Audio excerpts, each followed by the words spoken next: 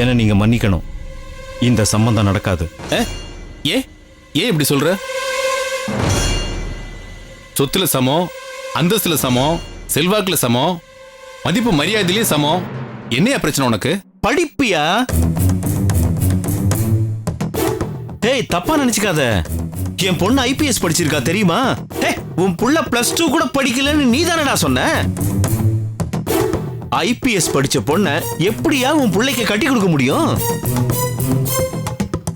படிப்புல என்னையா இருக்கு? பணத்தை வீசி எரிஞ்சா 10 பட்டம் போஸ்ட்ல வந்து சேரியா. அதை வச்சுக்கிட்டு என்னையா செய்ய முடியும்? இன்னைக்கு தேதியில என் பிள்ளையோட சொத்து மதிப்பு என்ன தெரியுமா? 25 கோடி, 25 crores. என்கிட்ட இருக்கிறதையும் சேர்த்தா 60 கோடிக்கு மேல சேரும் தெரியுமா? ஒரே வாரிசு எனக்கு. யோசிக்காம பேசாத. டேய், நீ தான் யோசிக்காம பேசுற. சொத்து இருக்கிறது வேற, இது வேற. ஐபிஎஸ் படிச்ச பொண்ணுக்கு அட்லீஸ்ட் ஒரு ஐஏஎஸ் மாப்பிளைய பார்த்தாதான் சரியா இருக்கும். வாழ்க்கைங்கிறது வெறும் சொத்து மட்டும் இல்லையா? அது மட்டும் இல்லாம நீ பணம் கொடுத்து வாங்கின பட்டத்துக்கும் இதுக்கும் எந்த சம்பந்தமும் இல்ல. என் பொண்ணு உயிரை கொடுத்து உழைச்சி இந்த பதவிக்கு வந்திருக்கா. பேப்பர்ல போட்டோவை பார்த்துட்டு வந்ததா சொன்னியே, அது ஒன்னும் காசு கொடுத்து போட வச்ச நியூஸ் இல்ல. பட்டம் கொடுத்த விழாவுக்கு ரிப்போர்ட்டர்ஸ் வந்து பேட்டி எடுத்து போட்ட நியூஸ். இத பாரு ராஜசேகர், நீ என்ன ரொம்ப இன்சல்ட் பண்ற. உன்னை மதிச்சு வீடு தேடி வந்து பொண்ணு கேட்டிருக்க. கொஞ்சம் மதிச்சு பேசு. நானும் மதிக்கிறேன். உன் மேல எனக்கு ரொம்ப மரியாதை உண்டு, அதுல எந்த சந்தேகமும் இல்ல.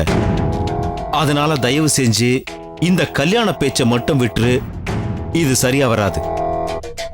சொத்துல அந்தஸ்துல சமம் பார்க்கிற மனுஷங்களுக்கு படிப்பு விஷயம் சாதாரணமா படுதுன்னா உன் புள்ள மாதிரியே நீயும் தற்கூரின்னு அர்த்தம். நான் தப்பா சொல்ல பால்ராஜ், அதனால இது சரியா வராது. ரொம்ப சந்தோஷம் ஐயா. வீடு தேடி வந்தவங்களுக்கு நல்ல கௌரவம் கொடுத்துட்ட. இந்த பார், சத்தியமா சொல்றேன், சாகுற வரைக்கும் இதை நான் மறக்கவே மாட்டேன். இப்ப சொல்றேன் கேட்டுக்கோ. இன்னும் எண்ணி 6 மாசத்துல என் பையனுக்கு கல்யாணம் நடக்கும். இதே மாதிரி ஐபிஎஸ் பொண்ணதான் அவன் கட்டிக்க போறான். அந்தஸ்து பெருசா ஐபிஎஸ் பெருசான்னு உனக்கு அப்ப தெரியும். ஐபிஎஸ் படிச்சவ அடுப்பு ஊதுனாலும் அரிசி வேகதாயா செய்யும். அது அள்ளி திங்கதான் செய்வோம். வாங்க போலாம்.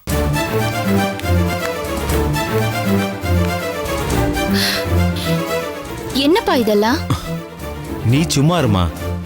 உன் மதிப்பும் தெரியல, உன் படிப்போட மதிப்பும் தெரியல. சே, சம்பந்த பேச வந்துட்டான். இவன் கிட்ட எவ்வளவு சொத்து இருந்தா நமக்கு என்ன? ஏன் எங்கிட்ட இல்லாத சொத்தா? அறிவு கெட்ட ஃபெலோ, இடியட். வாமா விஜய், ஏதாவது சாப்பிட கொடு.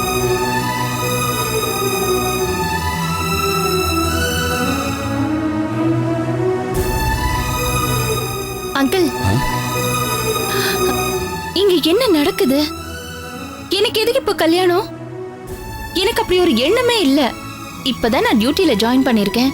செய்ய வேண்டியது இன்னும் எவ்வளவோ இருக்கு. அதுக்குள்ள மேரேஜ் அது இதுன்னு என்ன அங்கிள் இது? நீ ஏமா கவலைப்படுற?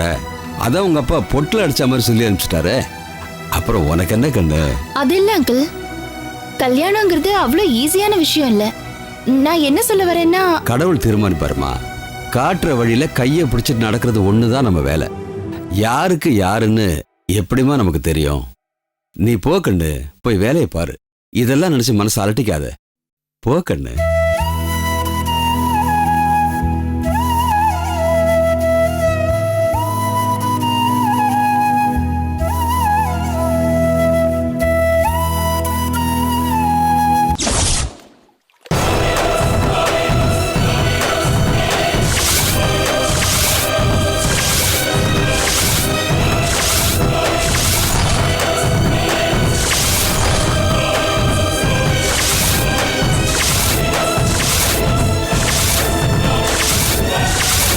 சாமியப்பா, போன வருஷம் கார்பரேஷன் டெண்டர் எடுக்கிறதுல நமக்குள்ள சண்டை வேணாம்னு எல்லாத்தையும் நான் உனக்கு விட்டு கொடுத்தேன். திரும்பவும் நீ எல்லாத்துக்கும் கொட்டேஷன் கொடுத்து ரெடி பண்றதா நான் கேள்விப்பட்டேன். இது நல்லா இல்ல. விட்டு கொடுத்தியா? நான் கேட்டனா உன்ன? உனக்கு வக்கு இல்ல டெண்டரா விட்ட, அதுக்கு இப்படி ஒரு பேரை நீயே கொடுத்துட்டா சரியா போச்சா? இந்த தடவை முழுசா விலகிக்கோன்னு கூட நான் உன்னை சொல்லல. பாதி ப்ராஜெக்ட் நீ எடுத்துக்க, பாதி நான் எடுத்துக்கிறேன். நமக்குள்ள தேவையில்லாம சண்டை வேண்டாம். பல்லுக்குள்ளேயே வச்சு பாதி திங்கிற பொழப்பு நமக்கு இல்ல சாமி. சாமி எப்ப முடிவு பண்ணிட்டானா அந்த சாமியை முடிவு பண்ண மாதிரி தான். போன வருஷம் இந்த வருஷம் என்னையா, எல்லா வருஷமும் கார்பரேஷன் கான்ட்ராக்ட் எனக்கு தான். உன்னால என்ன பண்ண முடியுமோ பண்ணிக்கோ. அங்கிள், நீங்க பேசுறது சரியில்லை. இதனால நம்ம ஆளுங்க 10 பேர் அடிச்சுக்கிட்டு சார் தான் மிச்சம். எங்க அப்பா சொல்ற மாதிரி உங்களுக்கு பாதி எங்களுக்கு பாதி பிரிச்சுக்கிட்டோம்னா யாருக்கும் எந்த பிரச்சனையும் இல்லை. டேய் வாயை மூடுறா. உனக்கு வயசு என்னடாகுது? இதோ என் பிள்ளைங்க தான் நிக்கிறான். வாயை திறந்தானா பாத்தியா?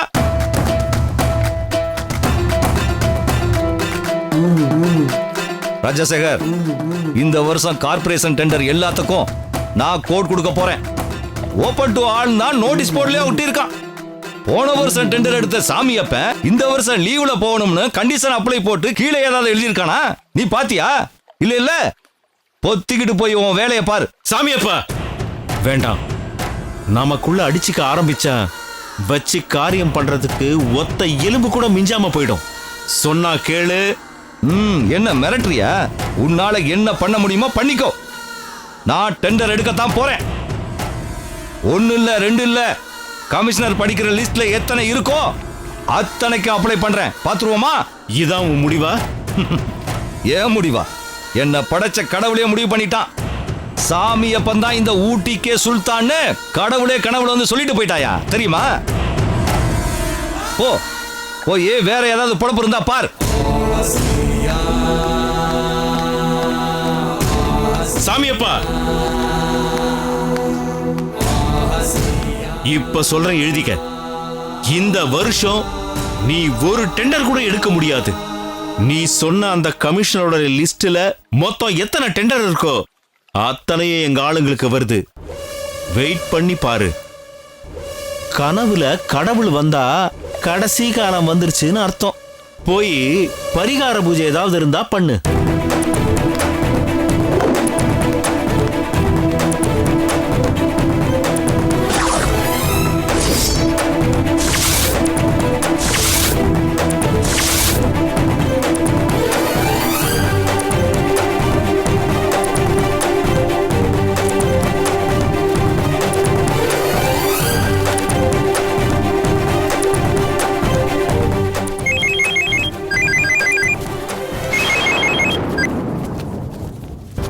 Commissioner of corporation speaking.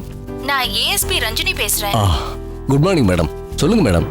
Sir, ஒரு சின்ன விஷயம். உங்க ஹெல்ப் வேணுங்கிறதுனால தான் ஃபோன் பண்ணேன். என்னங்க மேடம் நீங்க என்ன செய்யணும்னு சொல்லுங்க, உடனே செஞ்சிடுறேன். நோ, இப்ப செய்ய முடியாது. நாளைக்கு செஞ்சீங்கன்னா போதும். புரியலையே மேடம். நாளைக்கு கார்ப்பரேஷன் ஒர்க்ஸ்க்கான டெண்டர் சீல் பிரிக்கிறீங்க இல்லையா? மொத்தம் 7 ப்ராஜெக்ட்ஸ் நினைக்கிறேன். ஆமாங்க மேடம். காலையில 11 மணிக்கு ஃபிக்ஸ் பண்ணிருக்கோம். அதுல ஏதாவது ப்ராப்ளமா மேடம்? அதெல்லாம் ஒண்ணும் இல்ல. நீங்க தப்பா நினைக்கலன்னா இந்த டெண்டர்ஸ் எங்க அப்பாவுக்கு ஃபேவரா பண்ணி கொடுத்தா ரொம்ப ஹெல்ப்ஃபுல்லா இருக்கும். மேடம் நீங்க இத நீங்க ரிக்வெஸ்டாவும் எடுத்துக்கலாம், ஃப்ரெண்ட்லியா உங்க ஹெல்ப் கேக்குறதாவும் எடுத்துக்கலாம். பட் செஞ்சு கொடுத்தீங்கன்னா சந்தோஷப்படுவேன். எனக்கு என்ன சொல்றதுன்னே தெரியலீங்க மேடம். நீங்களே ஃபோன் பண்ணி கேக்குறீங்க. பட் இது சட்டப்படி தப்பாச்சுங்களே மேடம். ஐ நோ, பட் இந்த மாதிரி அட்ஜஸ்ட்மெண்ட்ஸ் இல்லாம எந்த காரியமும் சரியா நடக்கிறது இல்ல கமிஷனர் சார். எல்லாரும் எல்லாத்துலயும் ஏதாவது லாபம் இருக்கான்னு தான் பாப்பாங்க. லைஃபே அதானே, ப்ராஃபிட் அண்ட் லாஸ் கேம். உங்க அப்பா கோட் பண்ணிக்கிற எல்லா ப்ராஜெக்ட்டுக்கும் மிஸ்டர் சாமியப்பனும் கோட் பண்ணியிருக்காரு. நாளைக்கு நிச்சயமா அவங்களும் ஆஃபீஸ்க்கு வருவாங்க. உங்களுக்கே தெரியும் அவங்க 2 பேருக்கு இடையில தொழில நிறைய போட்டி இருக்குன்னு. மோரோவர் அவங்க 2 பேரோட ரைவல் இருக்குக்கு நம்ம ஆஃபீஸில் இடம் கொடுத்த மாதிரி ஆயிடும் மேடம். அடிச்சுக்க ஆரம்பிச்சிட்டாங்கன்னா பிரச்சனை பெருசாயிடும் மேடம். டோன்ட் வரி, நாளைக்கு அங்க எந்த கலாட்டாவும் நடக்காம நான் பாத்துக்கிறேன். லா அண்ட் ஆர்டர் பெர்ஃபெக்ட்டா இருக்கும். 11 மணிக்கு நீங்க ஏலம் ஆரம்பிக்கிறப்போ போலீஸ் ஃபோர்ஸ் உங்க ஆபீஸ் வாசல்ல இருக்கும். ஓகேவா? நீங்களே ஃபோன் பண்ணி கேட்குறீங்க. வேற என்ன செய்யறதுன்னு எனக்கு தெரியல மேடம். யூ டோன்ட் வரி, நீங்க செய்யற இந்த உதவிக்கு சரியான நேரத்துல உங்களுக்கு பலன் வரும். டெண்டர்ஸ் மட்டும் எங்க அப்பாவுக்கு ஃபேவரா பண்ணி கொடுங்க, மத்ததை நான் பாத்துக்கிறேன். Okay madam. Okay, sir. Okay. I will keep the phone. Thank you so much.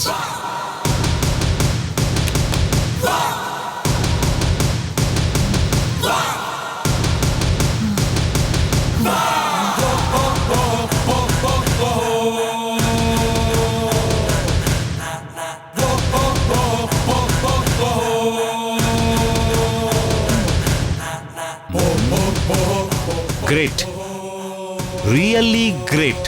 தெளிவா பேசிட்டான். இது போதும் எனக்கு. சூப்பர்மா. எப்படிமா கொஞ்சம் கூட திணறாம பர்ஃபெக்ட்டா பேசுற? நீ இப்படி பேசுவேன்னு சத்தியமா நான் நினைக்கவே இல்லம்மா. இல்லைங்க, எனக்கு என்னவோ ரொம்ப பயமா இருக்குங்க. இது மட்டும் ரஞ்சனிக்கு தெரிஞ்சது பெரிய பிரச்சனையே ஆயிடும். எப்படி தெரியும்? நம்ம 3 பேரை தவிர வேற யாருக்கும் தெரியாது. நீ ஏன் வாயை கொடுத்து உளராம இருந்தா சரி. இல்லைங்க, இருந்தா கூட எனக்கு பயமா இருக்குங்க.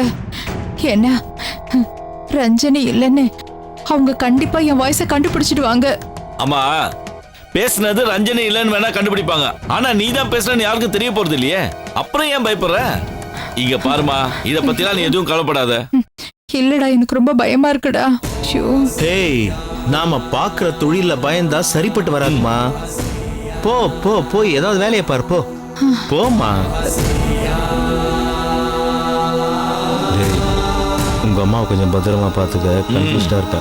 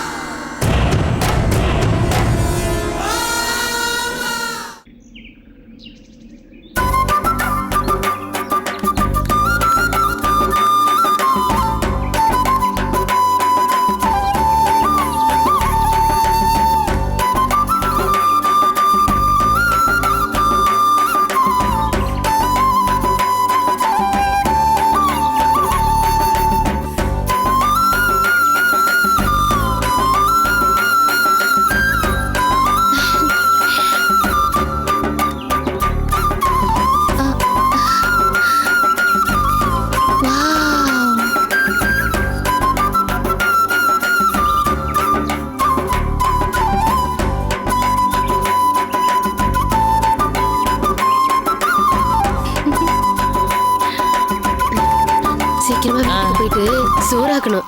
வா வா சீக்கிரம் வா. ஏய், இது யார் வந்திருக்காங்கன்னு பாரு. நம்ம ஏஎஸ்பி அம்மா. ரஞ்சினி அம்மா, நல்லா இருக்கீங்களாம்மா? உங்களை பார்த்த உடனே எங்களுக்கு கையும் ஓடல காலும் ஓடலமா. ஏன் இது பாரு, யாருன்னு தெரியுதா? நம்ம ஏஎஸ்பி ரஞ்சினி அம்மா வந்திருக்காங்க. அம்மா, என்னம்மா இங்க நிக்கிறீங்க? வாங்கம்மா, பக்கத்துல நான் வேலை பாக்குற தோட்டம் எல்லாம் இருக்குமா, அங்க வாங்கம்மா. பிளம்ஸ், கேரட், ஸ்ட்ராபெரி எல்லாம் புடுங்கி தரேம்மா. நம்ம வீடு பக்கத்துல தாம்மா இருக்கு. வந்து ஒரு கப் காபி குடிச்சிட்டு போங்கம்மா. இல்ல இல்ல, நான் அர்ஜென்ட்டா மார்க்கெட்டுக்கு போயிட்டு இருக்கேன். என்னம்மா நீங்க கடைக்கு போறேன்னு சொல்லிட்டு இருக்கீங்க? சப் இன்ஸ்பெக்டர்லாம் கடைக்கு போறதை கேவலமா நினைச்சிட்டு கான்ஸ்டபிள் அனுப்பிட்டு இருக்காங்க. கொண்டாங்கம்மா பையன், நான் போய் வாங்கிட்டு வரேன். மீனாட்சி, அம்மாவை பாத்துக்க, நான் போய் காய்கறி வாங்கிட்டு வந்துடுறேன்.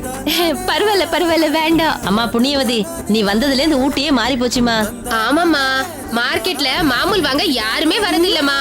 இல்லன்னா நாங்க சம்பாதிக்கிற 50-100 புடுங்கிட்டு போயிடுவாங்கம்மா. ஆமாம்மா, நீங்க செஞ்ச உபகாரத்துக்கு உங்க குடும்பத்துக்கே விலைக்கேத்தி கும்பிடணுமா. கேக்குறதுக்கே எனக்கு ரொம்ப சந்தோஷமா இருக்கு. ஆனா நீங்க நினைக்கிற மாதிரி நான் உங்க ஏஎஸ்பி ரஞ்சினி தேவி இல்ல. நான் அவங்க அக்கா சிவரஞ்சனி. ஏமா, நீங்க 2 பேரும் ரெட்டை பெறுவீங்களாம்மா? அப்படியே அம்மாவை பார்த்த மாதிரியே இருக்கேம்மா. 2 பேரும் ஒரே ஜாடியா இருக்கீங்களேம்மா. இங்க பாரு மீனாட்சி, ரெட்டை குழந்தைங்களா ஒரே மாதிரி இருக்காங்கல்ல. ஐயோ, அதனால என்னம்மா, நீங்க 2 பேரும் எனக்கு ஒரே மாதிரி தாம்மா. அம்மா, உங்களை பார்த்ததுல ஏதாவது குடுக்கணுமா? ஐயோ, இந்தாங்கம்மா, இப்பதான் நான் பறிச்சுட்டு வந்தேன். இந்த பேரிக்காய் எடுத்துக்கோங்கம்மா. இல்ல இல்ல, வேண்டாம். வாங்கிக்கோங்கம்மா, நாங்க வேலை பார்க்குற தோட்டத்துல இருந்து எடுத்துட்டு வந்தோம்மா. வாங்கிக்கோங்கம்மா. அம்மா வாங்கிக்கோங்கம்மா. சரி சரி, குடுங்க. ஒண்ணு கொடுங்க போதும். நீ அது குடி. இதையும் வாங்கிக்கோங்கம்மா. ஐயோ வேண்டாம், இது போதும். உங்களை பார்த்ததுல ரொம்ப சந்தோஷங்கம்மா. நாங்க வரோம்மா. நில்லுங்க நில்லுங்க, ஒரு போட்டோ எடுத்துக்கிட்டுமா? சரிங்கம்மா. அங்கேயே நில்லுங்க. சரிம்மா. பாருங்க பாருங்க, சரிங்க. இன்னும் நல்ல சரிங்க.